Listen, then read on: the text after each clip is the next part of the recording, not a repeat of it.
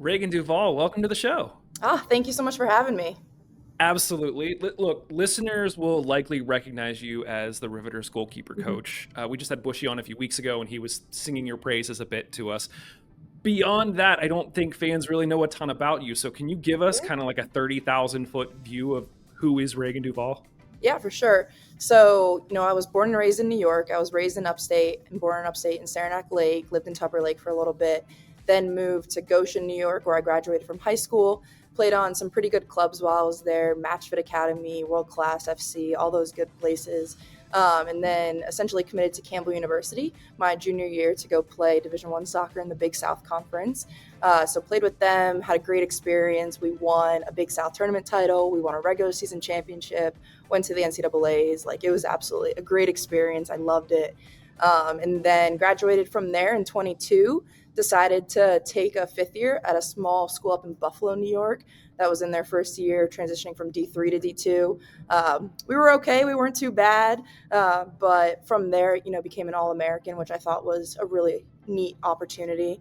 And then actually had the opportunity to become a grad assistant at Lenoir-Rhyne University, where I was the fall of 23. Yeah. And from there, we won the regular season. We won the SAC Conference Championship. We made it to the Elite Eight. Like, it was a great, great experience. And then from there, I was picked up at RMU. So now that brought me to Pittsburgh. And as soon as I was hired here, Bushy had reached out to Coach Michelle and was like, does she want to come coach with us at the Hounds and all that? And, as soon as I kind of found out who Bushy was and the opportunities that this would, open for me and, the impact that I would get to have on young goalkeepers, I was like, absolutely wanted to be a part of it. So just super excited to be here. Love Pittsburgh so far. Probably been here for like 6 months now. It's a great, great city, and I'm just happy to be here. You mean you mentioned playing all the way up through like even 23. It's only sort of like 2 years removed from that. You have a lot of players that'll play through college and they still kind of think about playing a lot. You've kind of made that hard pivot quickly into coaching, which is great. Did you always know that you wanted to be a coach? Yeah, so I actually went to the school was called DeUville College up in Buffalo. So I actually went to DeUville to become a chiropractor. And so I was in chiropractic school that whole fall semester, came back and was in there for that spring semester for about 2 weeks until I really realized that, I wasn't enjoying it. I was kind of miserable. So I made that hard decision to, phone up my parents at the ripe age of 22, 23, and was like, I don't want to do this anymore. And they were like fully supportive of it. They just were like, okay, you got to do something, right? Yeah. And so that's when I started reaching out to a bunch of universities that have grad assistant positions or that have like an entry level assistant coach opportunity that was open. And from there, that's how I landed the position with Dean at Lenoir-Rhyne. And now That, Dean is at Xavier University. So he's that's moved awesome. on as well. Yeah. Good for you, man, for identifying that wasn't what you want to do, for having the Mhm. courage to speak up, and now you've got this whole new path that's Oh, for just sure. awesome.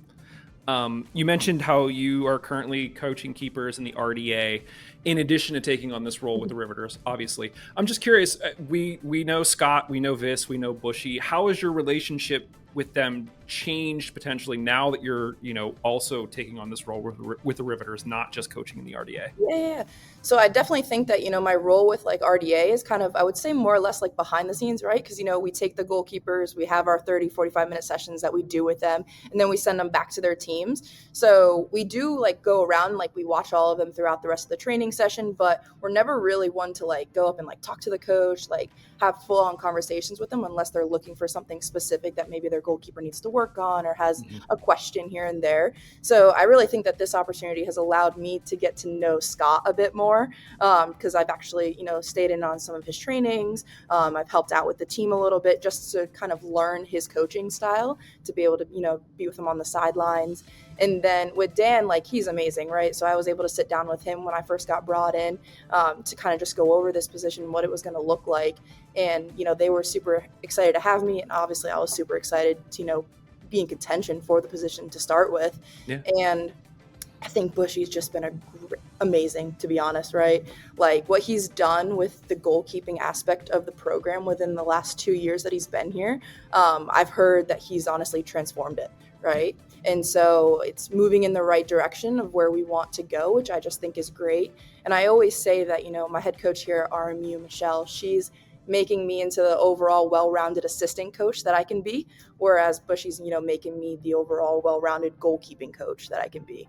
So I really have the best of both worlds, and I am super thankful for it. That's great. Speaking of Bushy, are you like contractually required to use HPG gloves since it's his company? I wouldn't say required, but I do really love them. I do really love them. I think that they're awesome. I've worn both of the signature white ones that have Yeah, his yeah.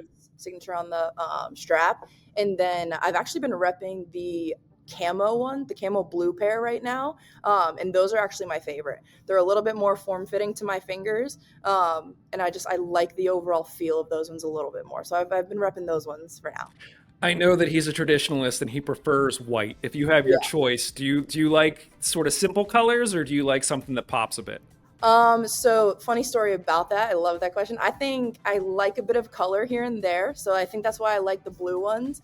And so before I got the job at RMU, I was working at Dick's Sporting Goods. And so being able to get a discount there, I actually bought a pair of Nike Tiempos, the really, really expensive, the K leather pair. Yeah, yeah, And I bought a matching set of goalkeeper gloves to the cleats. And I yeah. was like, I'm not wearing these cleats until I get my first assistant position. So this past fall, you'll see me rocking the Tiempos with the matching gloves, and you'll see me Okay. rocking them this fall too. So definitely Nice. love that color combo. Nice. What has been the biggest change for you personally since it was announced that you're going to be, such a key figure in this historic season for the Riveters? Yeah, so I definitely think like it kind of actually goes back to when I first played in this league with the Greenville Liberty. So they had the league. The league went away for a little bit, and then it was brought back 3 years ago. And so when it was brought back 3 years ago, I was playing for the Greenville Liberty, and I think it's kind of been that same transition where it's like people are super excited to meet you, to know you, to get to know you, right? And just like that you're here and that you're a woman and that you're a woman in sport, right? So I Yeah. think the whole big thing about it is that like we just partnered last Friday with the Development Academy to do like a girls and women in sport fundamentals clinic. Mhm. And so from there, I think it's just the fact that like these now young girls have someone to actually look up to, right? Yeah. And someone that they're like, I kind of want to be like her one day, right? And I know from like doing my research and obviously seeing what assistant positions are open and available and things like that, like there's not a lot of female goalkeeper coaches. So even just from that sense, I think it's, teaching our young goalkeepers like, hey, like if you want to take a career path in this, like you absolutely can, and you have the ability to do that.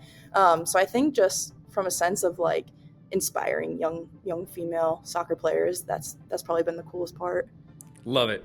Absolutely love it. The team has announced that you kind of already have two really stellar keepers to work with. You have Bailey, who's already won the Golden Glove in the Mm-hmm. W League, and Pauline, who's a German international and European champion. So, first of all, before we get into the dynamic of how you manage that, just Yeah. thoughts on the two of them in general, because clearly you've seen them. So, Yeah. what are your thoughts on both of them? Yeah. So we're super excited about both of them. Listen, like the fact that, like you said, Bailey was the goalkeeper of the year. I think it was 2 years ago, if I'm not Yeah, mistaken. That's just fantastic, right? So it's the fact that we're in our inaugural season and we're able to pull players like yeah, that, right? Without having, setting any precedent. But I think that it's the fact that we are treating this as professional as we possibly can that, is driving players to want to come back and play for us, right? And then from Polly's side, like I know she's a good goalkeeper, man. So I actually, her former goalkeeper coach, Ali, who was my advanced national goalkeeping diploma instructor this past summer, as soon as I was announced for this position, he like reached out to me and he was like, hey, like my goalkeeper needs a summer league to play on, well, that's awesome. So I was like, yo, if we can make this work, like that would just be absolutely awesome. And then, as soon as I had Paulie reach out to me, I was able to, get in touch with Dan and Scott and was like, hey, like we could have the opportunity to bring in like a really solid goalkeeper here. And I think, from a competition standpoint, like they're both top notch and they're both going to be able to push each other. The environment that we're going to create is going to be amazing. So I'm super excited to have both of them. And that sort of segues into the question Yeah. from a coaching perspective. Bushy sort of alluded to this a little bit when we were talking a few weeks ago. How do you keep them both happy? Because ostensibly they're both going to want to come in and play. Yeah, for sure. I mean, yeah, that's just the nature of it, right? It's tough with the goalkeeping position because, yeah, you do only play one. Yeah. But I definitely think, they're two great players and they both bring unique kind of perspectives, unique talents to the table and things like that. So honestly, it could vary game by game based on the opponent, right? Maybe one is stronger in an area that this opponent is really strong in. So you could always play it that way as well. But truth be told, like as long as we're creating an environment that is pushing both of them to be able to go back and get ready for their college season, then I know that we will have been successful. That's great. What are you most looking forward to with the season being really just a few months away? Yeah. Man, I just have an overall excitement. So I think that's the biggest thing. Like I'm really looking forward to, like, I know the men's guys, they play on Saturday nights. So I'm hoping maybe we get that Friday night slot for some of our home games under Yeah. the lights. I think that's going to be awesome. I'm just really excited for the atmosphere that's going to create, right? So obviously this past year I went to multiple Hounds games and it was just a fun atmosphere. And, you have our fan section that's, blowing the smoke and everything, loud as can be at every game. And I just think that if we're able to get that for our games, then it's going to create such an unparalleled experience for our girls. And they're going to want to come back, which I think is the most important part of it too. Yeah. No, look, the buzz is definitely there. Talking to Jeff, it sounds like ticket sales Yeah. are going great. So like I just, nothing but excitement, Yeah. especially for the next few months until we get there. It's going to be great. I asked Scott when he was here, and I'm going to Mhm. ask you the same thing. Okay. Finish this sentence.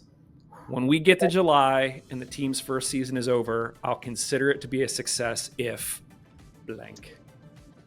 If we've made it to the championship game, man. Like Oh, I nice. have such high hopes and aspirations for this team. Like you can constantly keep track of who we're signing and who we're bringing into the program.